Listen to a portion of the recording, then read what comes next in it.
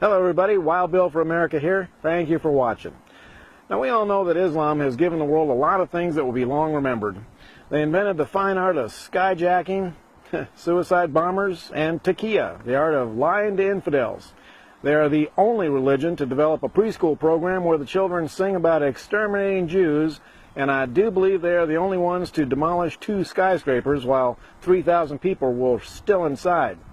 Yes, Islam has a long and proud history of doing things that nobody else does.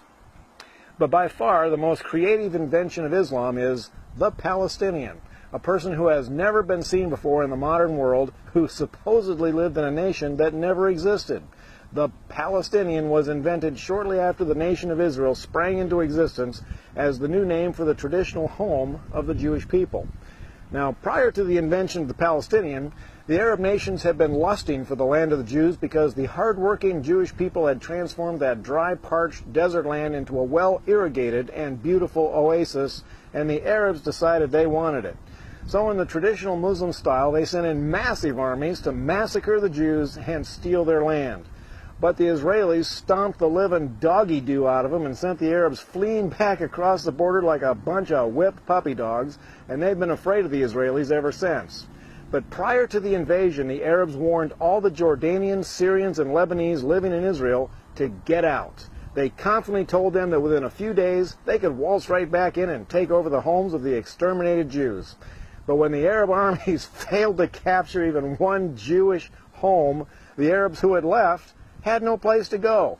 And that's when the Muslims invented the Palestinian.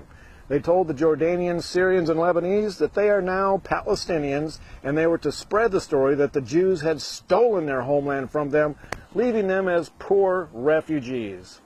Now, the idiots at the United Nations bought that lie hook, line, and sinker, and American liberals, also being idiots, joined right in. And the Palestinian came into existence for the express purpose of causing trouble for Israel. So today, when we hear of liberals whining that the Jews are illegally occupying the land of poor Palestinians, that is nothing but a big pile of horse pucky, and I can prove it. The next time you talk to one of these supporters of the poor Palestinians, ask them a few questions. Like, what year did the nation of Palestine come into existence? What were its national borders, and what year did it cease to exist? Well, since it never existed in the first place, they won't be able to answer you. But don't stop there. Ask them, what currency did the nation of Palestine use, and why is there no history of it? And ask them if they can name one leader of the nation of Palestine prior to Yasser Arafat. Of course, these questions tend to force liberals to face truth.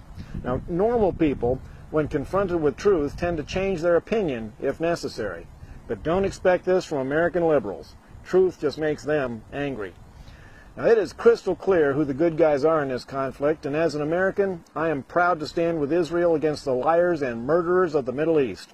And as an American, I am ashamed that our liberals tend to take the side of the liars and the murderers of the Middle East. This is Wild Bill for America. Thank you for watching, and God bless America again.